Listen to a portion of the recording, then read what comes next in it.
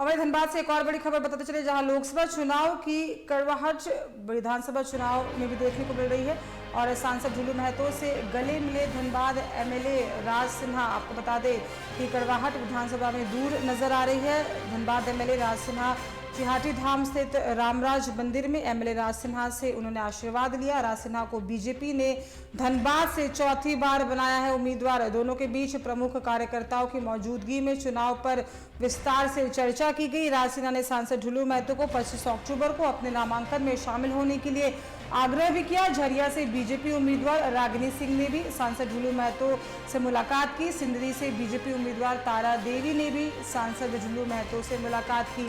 तो आपको बता दें कि लोकसभा की कड़वाहट कहीं ना कहीं विधानसभा में दूर होती नजर आ रही है। दोनों के बीच चर्चा देखने को मिली। और आपको बता दें कि इसी पे अधिक जानकारी के साथ हमारे सहयोगी प्रकाश हमारे साथ फोन लाइन पे जुड़ चुके हैं। प्रकाश जी, देखिए, लोकसभा चुनाव की जो कड़वाहट थी, जो दूरियां कही जा रही थी, वो विधानसभा में फिलहाल दूर होते नजर आ रही है। सांसद ढुल्लू महतो से धनबाद के एमएलए राज सिन्हा मिले, उनको फूल दिया, गुलदस्ता दिया, फोटो खिंचवाई और दोनों के चेहरे पे मुस्कान नजर आ रही थी। तो क्या लगता है, लोकसभा चुनाव में वापस से दोस्ती होती नजर आ सकती है? देखिए, बिल्कुल आपने सही कहा कि लोकसभा की कड़वाहट जो है वो विधानसभा में कहीं ना कहीं खत्म होता हुआ दिख रहा है। आपने देखा होगा कि पिछले दिनों लोकसभा चुनाव में किस प्रकार से आरोप प्रत्यारोप का दौर चला, किस प्रकार से एक दूसरे पर कटाक्ष करते हुए नजर आ रहे थे राज सिन्हा। माफ कीजिएगा, राज सिन्हा जो हैं वो ढुल्लू महतो पर कटाक्ष कर रहे थे, उनके समर्थक कटाक्ष कर रहे थे। ढुल्लू महतो के समर्थक राज सिन्हा पे कटाक्ष कर रहे थे, उनके समर्थक पे कटाक्ष कर रहे थे। तो लोकसभा के चुनाव में एक दूरी सी बन गई थी। उस दूरी को कहीं ना कहीं पाटने का काम विधानसभा चुनाव किया है। और जिस प्रकार से आला नेताओं का लगातार धनबाद आगमन हो रहा है और ये सख्त हिदायत आला कमान की ओर से दिया गया है कि किसी भी प्रकार से आप लोग एक होकर जनता के बीच जाएं। ऐसा ना लगे कि जनता को कि आप अलग अलग हैं। यही कारण है कि चुनाव से ठीक पहले विधानसभा चुनाव का टिकट मिलते ही, चाहे वो झरिया के नेत्री रागिनी सिंह हो, चाहे वो कह सकते हैं सिंदरी विधानसभा क्षेत्र के इंद्रजीत महतो की पत्नी तारा देवी हो, चाहे धनबाद के उम्मीदवार राज सिन्हा हो, ये सभी जाकर पहले तो चिटाई धाम स्थित राम मंदिर पर भगवान राम का आशीर्वाद लेते हैं। इसके बाद ढुल्लू महतो से मिलते हैं और इन्हें निमंत्रण भी दिया जाता है कि 25 अक्टूबर को जो नामांकन होना है उस पर आप शामिल हो अपने समर्थकों के साथ। क्योंकि शत्रुघ्न महतो जो ढुल्लू महतो के बड़े भाई हैं, उन्हें भी भाजपा के ओर से उम्मीदवार बनाया गया है।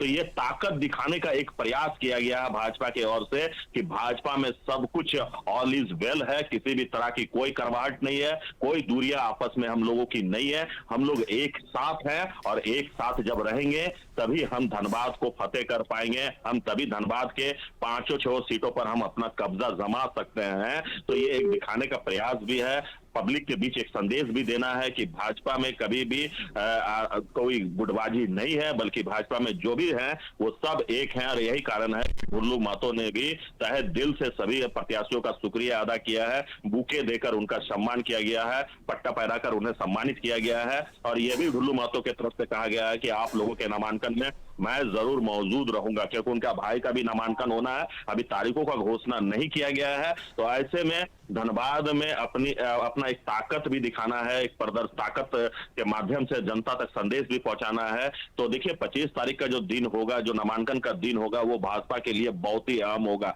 क्योंकि एक तरह से आप कह सकते हैं कि एक शक्ति परीक्षण होगा उस दिन। और उस दिन धनबाद के तमाम विधायक, जो पूर्व के विधायक रह चुके हैं या पार्टी के वरिष्ठ नेता हैं, या कह सकते हैं कि पूर्व सांसद पशुपतिनाथ सिंह के अलावा प्रदेश के कई सारे दिग्गज नेता नामांकन में शामिल हो सकते हैं। अभी तक किसी की ओर से पुष्टि नहीं किया गया है कि कौन कौन से लोग आएंगे, कौन कौन से नेता आएंगे। लेकिन इतना जरूर है कि धनबाद में उस दिन शक्ति प्रदर्शन के माध्यम से लोगों के दिल तक पहुंचने का प्रयास करेगी बीजेपी। और क्योंकि 5-6 विधानसभा क्षेत्र में उनको अपना दबदबा दिखाना है, क्योंकि एक गाना भी उस दिन आपने सुना होगा जो बज रहा था कि दबदबा है, दबदबा रहेगा। तो भाजपा का दबदबा बना रहे, भाजपा का दबदबा है, ये दिखाने का भी प्रयास विपक्ष को किया जाएगा शक्ति प्रदर्शन के माध्यम से। जी साथी।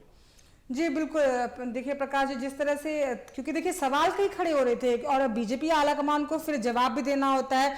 जिस तरह से ये बात कही जा रही थी कि देखिए बीजेपी भी दो गुटों में बटी हुई नजर आ रही है, तो इन सब सवालों से बचते हुए और विधानसभा चुनाव क्योंकि बहुत अहम माना जा रहा है, क्योंकि लोकसभा चुनाव में ऐसा कहा गया तो जो परफॉर्मेंस की थोड़ी कमी रह गई थी बीजेपी की तरफ से, वो पूरी साधने की कोशिश करनी है विधानसभा में, इसलिए कहीं ना कहीं ये जो दूरियां थी उसे पाटने की कोशिश की जा रही है। देखिए बिल्कुल आपने सही कहा। देखिए अगर हम विधानसभा क्षेत्र की बात करें तो दूरियां थी, लेकिन वो दूरियां धीरे धीरे नजदीकियों में बदलता चला गया और यही कारण है कि डुल्लू महतो को 3 लाख से अधिक मतों से विजय हासिल हुई। अगर देखिए फूट जिस प्रकार से विपक्ष की ओर से कहा जा रहा था कि भाजपा पे फूट है, भाजपा के लोग अलग हैं, भाजपा के कार्यकर्ता किन्हीं की नहीं सुनते हैं, तो ये बिल्कुल गलत बात है। क्योंकि अगर कोई भाजपा के समर्थक भाजपा के साथ नहीं होते तो शायद इतनी बड़ी जीत डुल्लू महतो को नहीं मिल पाता। तो कहीं ना कहीं भाजपा में सब कुछ ऑल इज वेल है और यही कारण है कि विधायक के टिकट मिलते ही सभी सांसद महोदय के दरवाजे पे पहुंचते हैं, उनका स्वागत करते हैं, गुलदस्ता देते हैं और अपने नामांकन में वो शरीक होने के लिए आमंत्रित भी देते हैं। क्योंकि चिटाई धाम कह सकते हैं कि अब धनबाद का कोयलांचल का राजनीति जो है वो चिटाई धाम के इर्द गिर्द ही आपको घूमता हुआ नजर आ जाएगा। क्योंकि 3 बार के विधायक, 1 बार के सांसद और सांसद के इस बार बड़े भाई शत्रुघ्न महतो जो है उम्मीदवार बनाए गए हैं। तो कहीं ना कहीं पार्टी के ओर से भी एक संदेश देने का प्रयास किया गया है कि हम सभी एक हैं, आप अच्छा काम। तमाम अहम जानकारी के लिए प्रकाश जी बहुत बहुत धन्यवाद। आपका अपडेट लेते रहेंगे, खबर पर बने रहिएगा।